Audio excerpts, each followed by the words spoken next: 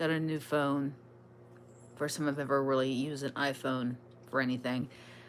Been Android forever. And I've been under the weather today, so I'm in my pajamas. I'm not looking 100%, but I apologize for that. So, why am I live? You know, too much has been said about the Marissa Carmichael case, and now we've got, so many other people missing. And the one thing that seems to connect them all is that they are people of color. And it seems like nobody gives a damn about them being missing. There's a 15-year-old out of High Point. Marissa is from High Point. And then you've got TK, I forget his last name, Burton, out of Winston. And from what I understand, that is a very bizarre case. So I haven't really looked too much into that one. But I digress. It just seems like so many people are missing and no one's giving a damn about any of it. And I don't understand why, because everybody matters. And I just don't never understand why this keeps happening. It's like I go through the other Facebook pages that are dedicated to North Carolina missing, and it's insane how many people are missing. So many. It's crazy. And more should be done. More should be done. And I mean, call me crazy, but I mean, anybody who's watching this, I mean, maybe you can answer this for me. Why does it seem like more people are missing? Or is it because of the invention of social media? Are we hearing more about it? Like, it's always been the same amount of missing people. It's just we're hearing about it more because of the internet and social media. I mean, it's good that we're hearing about it, but it's scary because when you realize how many it is, it's just mind blowing how many people have gone missing. And it makes me afraid to let my own family out the door, you know? It really does. And because of what I've investigated with the Marissa Carmichael case, I've had people threaten me, make sure, to threaten me about going missing. So I really don't want to go missing. That would kind of suck. But I don't know. I mean, there's just so much conjecture as to who and why everybody is gone missing. Like I said, Marissa, my theory on that. I think her former boyfriend, the father of her youngest 4 kids, I think he's the one involved in that case. Michaela out of High Point, I think that might be just a teenager who just decided to run off. But I don't know enough about it to make a firm stance on that. And TK Burton, that one sounds like somebody made him disappear. Somebody he knew. But I don't know. Like I said, the statistics when people go missing, it's almost always somebody close to them involved. Almost always. Whether it's a family member or it's a significant other, I don't know. It is something like that. And when you have that happening, it makes me wonder why more is not being investigated into the family. Like I said, when we go into Marissa, and again, I'm probably going to get hate emails and messages about this. I'm going to bring this up again, but I'm going to keep saying it.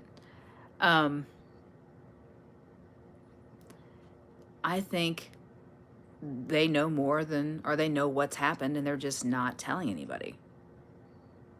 Hello, Josh. Thank you, Nicola, for the voice comment. I don't know. Like I said, it makes no sense why they're not being investigated more. Because they know something. I really do believe they know something. It makes no sense why they were trying to beg for money and say that they had access to the kids when they didn't. Sure, Josh. Are you asking for a recap on the case I'm currently talking about, or just about the video I just did from start to finish of the video I'm on right now? Please, elaborate what it is you're looking for.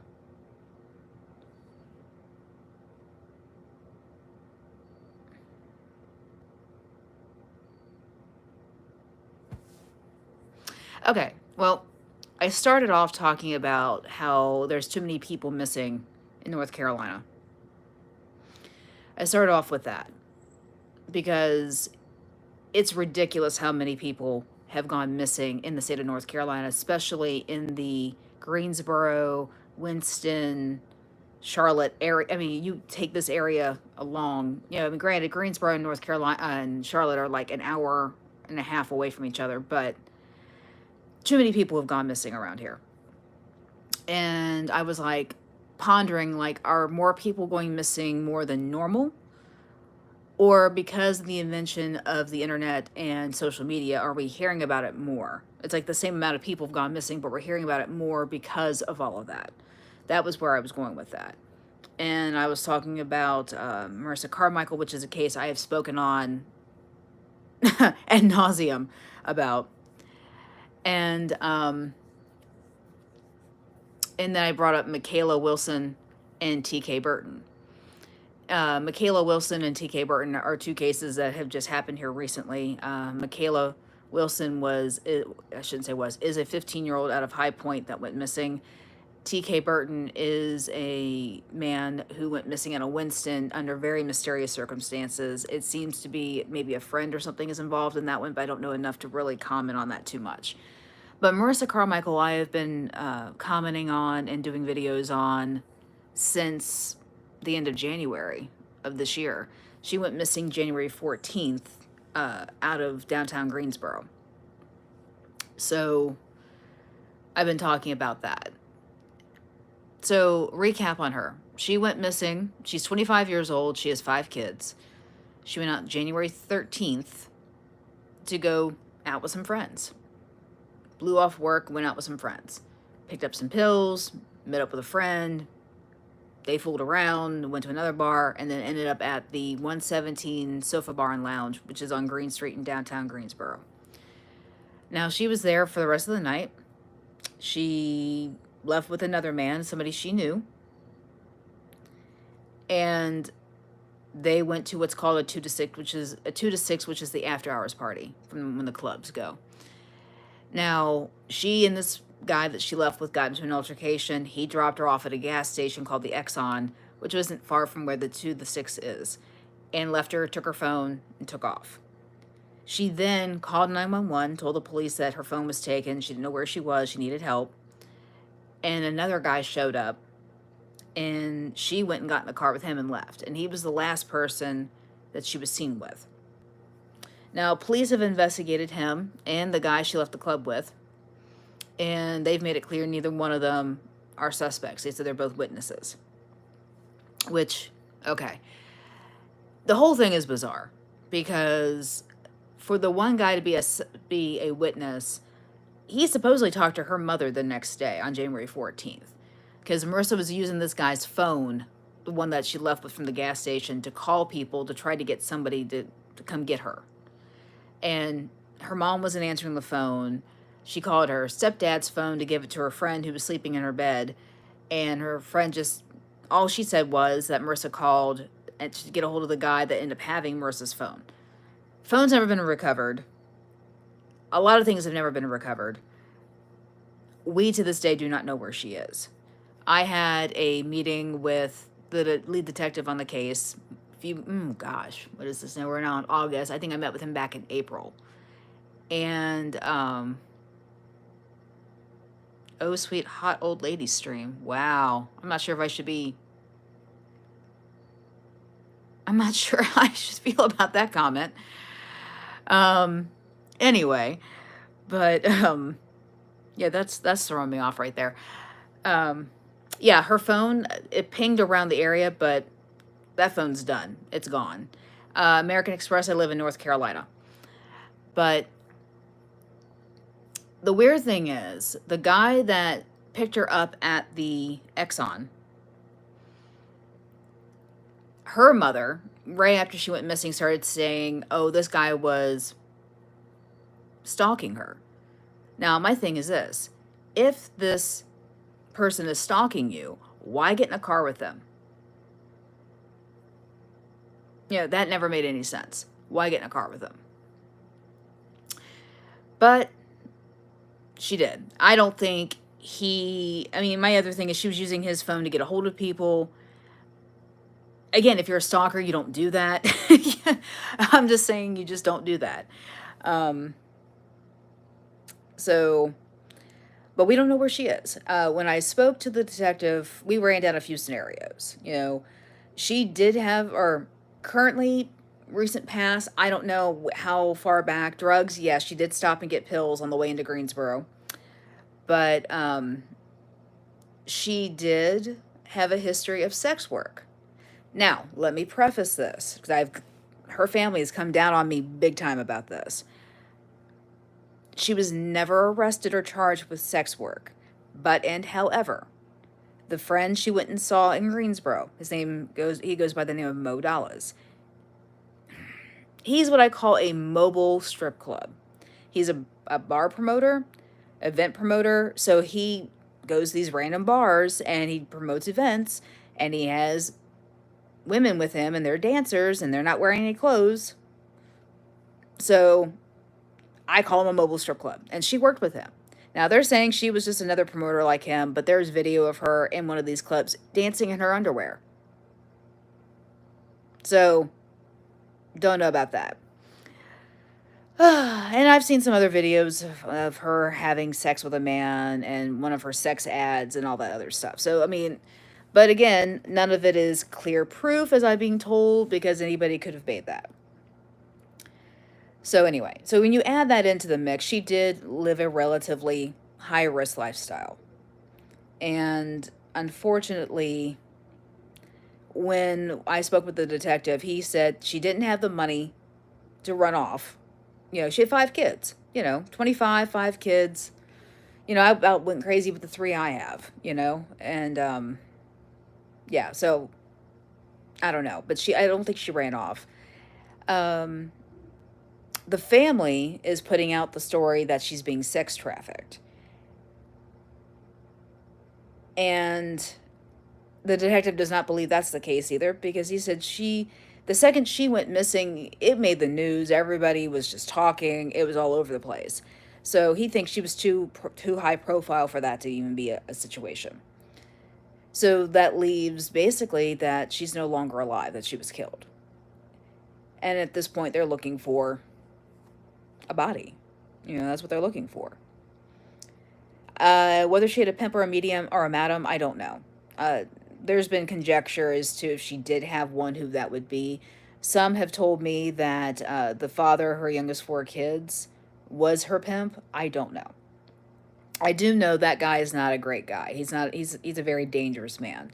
I've talked about him many a time, and I'm sure he's tired of me talking about him, but, until she's found, one way or the other, she's alive or dead, whatever, somebody has to pay for what happened to her.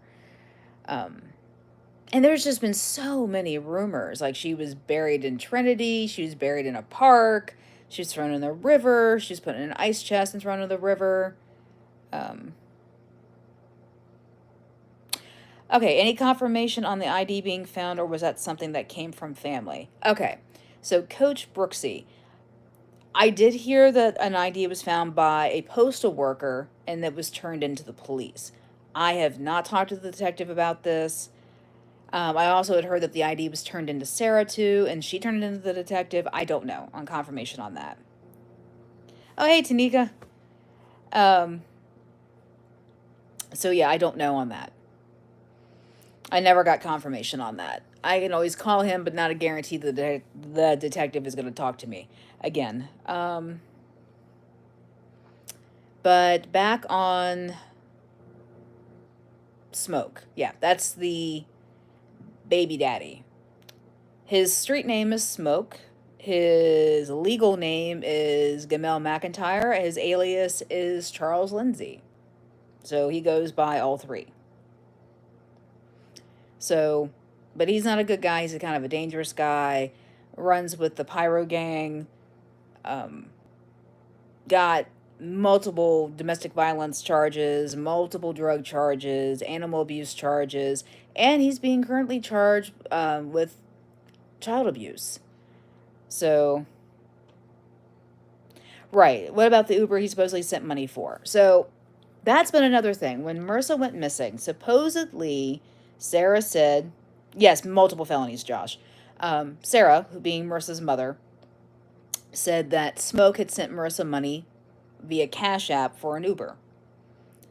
But we've never seen any receipt for this, whether the Cash App or the Uber trip. Here's what I think. Excuse me. Like I said, I've been homesick all day.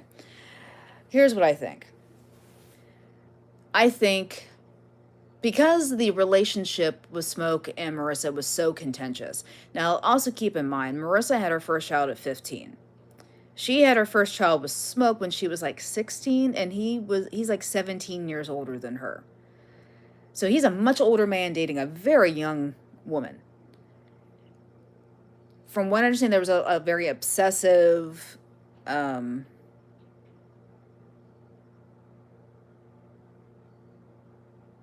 a very obsessive relationship, he with her. Didn't want her to be happy, didn't want her leave her alone, all kinds of craziness. So I truly believe on the night that she went missing that he found out where she was. There was this theory or a story or a rumor, whatever you want to call it, that he was paying the person who drove Marissa into Greensboro, paying her to keep tabs on Marissa. I don't know. But that is one other point right there. But I think he showed up. I think he saw her get out of Sean's car. That's the witness who picked her up at the Exxon. And I think they got into it, and I think he went too far. It happens. Crime of passion. Don't agree with it, but I think that's what happened. And I think everybody else was involved with helping him cover it up. That's what I think. There's no proof to any of this. This is just my opinion. But when you look at the records of his criminal record, and you see the escalation of things, it's hard not to think this, And I mean, back in December of 2023, he and Marissa got into an incident, and she called the cops on him. And he was up at the school picking up the kids. And when the cops found him, they arrested him for domestic violence, and they went through his car. Guess what they found? Drugs. Lots and lots of drugs. So he not only did he get picked up for domestic violence, but he also got picked up for basically soliciting or selling or trying to sell, whatever, intent to sell drugs on school grounds. And from what I understand, Marissa was going to testify against him on this, and this was not going to go well for him at all. So that is a motive right there for him to want her to be gone. The other one was they were going to court over child support. The children were even at this point, were already in foster care. But from what I understand, she was in the process of trying to gain custody back of them. And on January 16th, they were supposed to go to court for child support and Medicaid and visitation and all these things. She never showed up for court, therefore everything got dismissed. Another motive. Maybe it was money. The guy has 10 kids between multiple women. So, I've been told that's not a motive, but I'm sorry, money's always a motive. So, and in my third idea, or my third theory as to what happened with her, or why she had to be eliminated, because of the people she was hanging with. There's Mo with his mobile strip club. Shawnee Lely, who's the guy who picked her up from the Exxon, he runs prostitutes. You put his number into Google, it comes up with all kinds of escort ads. And at that party, now we were never able to confirm whether or not... Okay. Interesting comment there I just got. Hello, did it hurt when you got dropped from heaven to the earth? God is missing angel. I do have a history of concussions, so you tell me on that one. But what was I saying? Oh yeah. So when she went to the 2 to 6, we don't know if she actually made it into the actual house where the party was. We have people saying she was out in the car with the guy she left the club with, which is a guy by the name of Jersey Moneybag. Great name. But I think his real name is Antoine Green. We know she was seen in his car. We don't know if she actually made it into the house. So, I don't know. Now, there was another 911 call earlier than the Exxon where someone called in and said there was like underage girls and drugs and all kinds of crap. And there was also an altercation in the place. But it's been theorized that Marissa may have made that call, which means that could be another theory as to what happened to her. Maybe she saw something she wasn't supposed to see and she had to be eliminated. I don't know. Like I said, there are so many people involved in this whole thing. I truly think I think a lot of them know what happened. I think Naja, who rode into Greensboro with her, knows exactly what happened. I think Tasha knows what happened. I think Smoke definitely knows what happened. I think he did it.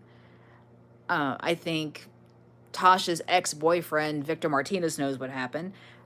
I think there's multiple hands involved in this, whether they helped kill her, helped dispose of her, like her remains when she was dead, or just happened to be there watching while this went down.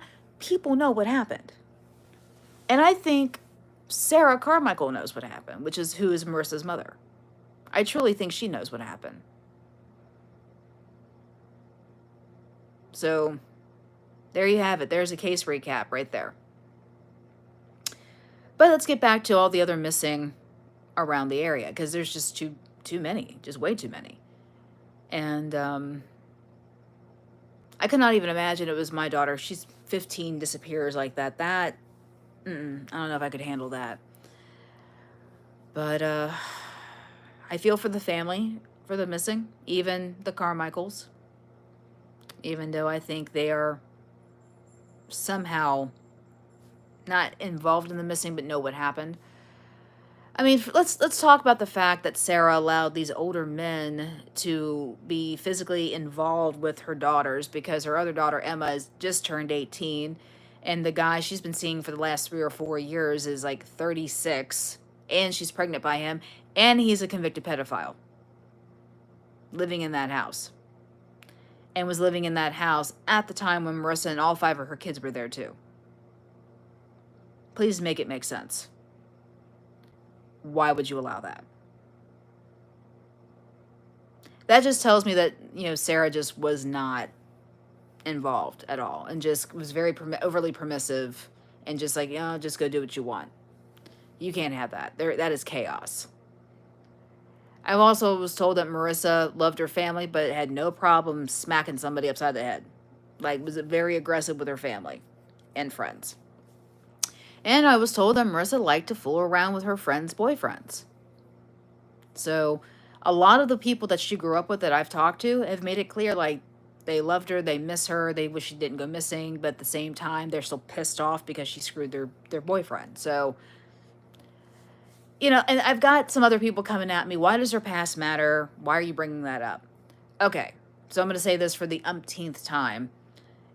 Because we don't know the motive as to why she's missing, every aspect of her life is important, past and present. You have to know all of it because you don't know what aspect of it popped up and is causing her to be missing. Simple. You don't know. And you just don't know. This could be somebody, she screwed around with somebody's boyfriend and this chick got pissed off and decided to come after her now. There was a guy she was dating before she got with Smoke named John White. They got into a thing, a physical altercation, and then 2 hours later, this guy is shot dead. There could be some type of revenge from that. Because from what I understand, part of why he was killed was due to Marissa, but there's never been any proof of that. Um, it could have been, I mean, her phone went missing and she was wigging out about her phone. Now, I get that because if you lose your phone, that's like my life and my banking and everything is tied to my phone. So I completely understand, like, completely losing your mind about that. But at the same time, though, she was working at Waffle House. I know she was seeing people on the side. Who's to say that her list of who she was seeing wasn't on that phone? That's why she needed to get it back. I don't know. But I mean, she went missing January 14th. We're about to be 8 months, almost 9 months into this disappearance with her, and there's nothing. No news, no updates. Her cards haven't been used. Her social media hasn't been accessed, except apparently by the Nigerians, according to GPD. They're saying all the hacking and all the people pretending to be Marissa are the Nigerians. So, yeah. I don't know how much of it's the Nigerians, because you got VPNs out there and that can change everything about how you present. Like, oh, I could say my VPN, I could say I'm in England right now. I'm not in England, but you get my point. Anybody can change and manipulate any information to make it look like they're somewhere where they're not. And I think with today's technology, and it's very inexpensive to do, you can do a free trial for God's sakes. Um, I think that's what happened there. I don't think Nigerians actually hacked her Facebook account. I think it's somebody close to the case hacked her account and is trying to put out some disinformation. Just like I got a message on Messenger from a person who created just a Messenger profile that's not even real. Sent me a picture of a house, sent me, check this house, Charles Lindsay, do not go live with this. It was in Trinity. And I was obsessed with this address and with this house because so random. Why send me that? She went missing in Greensboro. Trinity is like 30 minutes away, but it's all within the, the area. And, her ex-baby daddy has ties to Trinity, lives in Trinity. There's just a lot going on there, but it never really got searched properly, in my opinion. So I don't know if she's out there, because one thing we did hear, somebody came forward and said, hey, I went over to Smoke's house to buy drugs, and I saw him and 3 other people loading up a very an ice chest onto the back of a truck, and it was extremely heavy. It took like 4 people to do it. Now, let me say this. Those of you who don't know, Marissa was not a small person. She was 5'4" and weighed about 260 pounds. So if she was already deceased, we're talking about 500 pounds of dead weight in that ice chest. So, from what I understand, they saw them do this, and then the people who reported this have completely disappeared. But every person who has talked to me about Smoke has made it clear, do not let him know that I talked to you, because I am terrified of him. He is a scary dude. And that's what I keep hearing over and over again. He's a scary dude. He's a scary dude. He's a scary dude. I get it. Ad nauseum. So, yeah, like I said, I don't know what else is going on. But there's just, like I said, again, I'm going to state this. Everybody who's gone missing here lately that's made any type of media has been a person of color. And they're just gone. And it doesn't seem like anybody is doing too much about it. I mean, TK Burton, they've put the missing flyer out, but what's the reason why none of this is really getting investigated? Is it lack of money, lack of people, lack of caring? What is it? And if you don't have people missing, you got people dying unnecessarily. Like, I'm going to talk, Sonia Massey didn't happen here, but I watched that video. I don't give a darn if that cop thought his life was in danger. The woman had boiling water. Really? You had to shoot her 3 times because of water? I don't understand any of this. I don't. Do we need to defund the police? No. But like I said, I take issue with the Sonia Massey case, because it was obvious from the first 30 seconds of that video, before those cops even went into the house, there was something going on with that woman psychologically. I could see it. So, but yeah, people of color, please be careful. Don't go missing. Because, you know, I can only talk about so many of you. Again, it just seems like every other day I'm getting a new missing person flyer for this area. Um, but I don't get it. I don't get it at all. And it's exhausting and it's draining. And I keep seeing these faces popping up in these missing posters. And I sometimes I dream about this stuff. I mean, I don't sleep, which is probably why I'm sick right now. I'm not sleeping. Between the missing posters and people threatening me, I don't sleep. So, any comments on what I've said? You know, any ideas? What do you guys think? Do you think the police are involved? Do you think they're not involved? Do you think the family's involved? Do you think they know more than what they're saying? I'd love to hear anybody's opinion on that.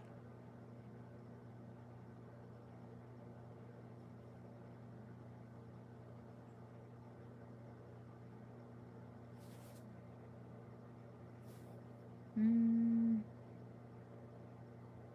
going through all the messages here. All right. Well, doesn't seem like anybody else has any more comments. And I've been droning on for 31 minutes. I don't do too many lives on YouTube. I pretty much do all mine on Facebook, but new phone, new everything. I haven't got the Facebook stuff logged into. But, so a few words I'm going to put out there. One, don't let your young child daughter under the age of 18 date a person that's double her age. That's just bad. So, parents, be better. Your kids go out. I don't care how adult they act. Make sure you know where they're going, or at least know somebody that they're going to tell where they're going. So that way, they go missing, you can talk to that person and find out what happened. Be careful who you associate with. Be careful who you're around. You never know when someone's going to be psychotic and do something to you. And my final famous words, I always say most of these when I do: be weird, be rude, be safe. Because if you're weird and rude, no one will take you. I guarantee it. And I truly believe it. So, all right, y'all, I'm going to go back to bed. I'm not feeling great. I'm tired. I'm drained. But keep an eye out. You know, message me if you have any ideas of anybody else missing, or comments or questions. Share the channel. You know, like the episode, like whatever. But this is Rebecca with Red True Crime. Have a great night, and thank you for tuning in. And hopefully, I didn't bore you all with my droning on for 33 minutes. But yeah, that's all I got for tonight. So be careful, be weird, be rude, be safe, and good night. Bye.